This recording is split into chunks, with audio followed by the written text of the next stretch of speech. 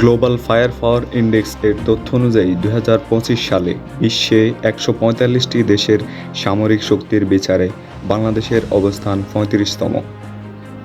সামরিক খাত নিয়ে তথ্য সংগ্রহ ও গবেষণা করে বিশ্বখ্যাত প্রতিষ্ঠান গ্লোবাল ফায়ার পাওয়ার। তারা প্রতি বছর বিশ্বের বিভিন্ন দেশের সামরিক শক্তির তালিকা বা ইন্ডেক্স প্রকাশ করে। তাদের তথ্য মতে ২০২৩ সালে বাংলাদেশের অবস্থান ছিল ৪০তম এবং ২৫ সালে তা ৩৫তম অবস্থানে পরিণত হয়। অর্থাৎ ২ বছরে ৫ ধাপ এগিয়ে এখন ৩৫তম অবস্থানে রয়েছে। অস্ত্রের জন্য একসময় বাংলাদেশ চীনের উপর নির্ভরশীল থাকলেও বর্তমানে রাশিয়া, তুরস্ক, ভারত সহ সমরাস্ত্র শিল্পে উন্নত বিভিন্ন দেশ থেকে অস্ত্র আমদানি করা হচ্ছে। এবার আমরা দেখব বাংলাদেশের ভান্ডারে কোন কোন ধরনের অস্ত্র আছে। আপনি যদি আমাদের চ্যানেলে নতুন হয়ে থাকেন অবশ্যই চ্যানেলটি সাবস্ক্রাইব করে আমাদের পাশে থাকবেন।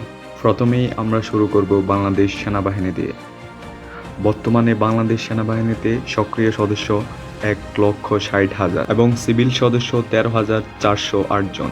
বাংলাদেশ সেনাবাহিনীর বহরে রয়েছে air missile, FM-19 battle tank, MTB-20, BT-1A সহ বিভিন্ন ধরনের সামরিক সরঞ্জাম। এবার আমরা দেখব বাংলাদেশ বিমান বাহিনীতে কি কি সামরিক সরঞ্জাম রয়েছে।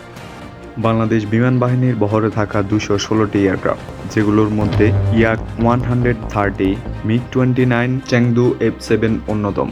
এবং সামরিক হেলিকপ্টারের মধ্যে রয়েছে Mi-1, Mi-17, AW139 এবং বেল 212।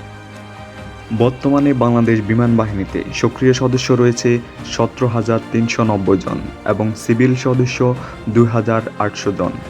এবার আমরা দেখব বাংলাদেশ নৌবাহিনীকে। বর্তমান বাংলাদেশ নৌবাহিনীতে সক্রিয় সদস্য ২৭,৫০০ জন। এছাড়া বাংলাদেশ নৌবাহিনীতে আছে ৬টি এয়ারক্রাফট, 2টি সাবমেরিন সহ ৭৪টি যুদ্ধজাহাজ রয়েছে। যুদ্ধজাহাজগুলোর মধ্যে অন্যতম বিএনএস খালিদ বিন ওয়ালিদ, বিএনএস ঈশা খাঁ সমুদ্র দুর্জয় উল্লেখযোগ্য। এছাড়া বাংলাদেশ নৌবাহিনীতে আরও রয়েছে 5টি গাইডেড মিসাইল ফ্রিগেট, 2টি টহল ফ্রিগেট, 6টি গাইডেড মিসাইল করভেট, উপকূলীয় টহল নৌকা ইত্যাদি সহ আরও নানা ধরনের সামরিক সরঞ্জাম।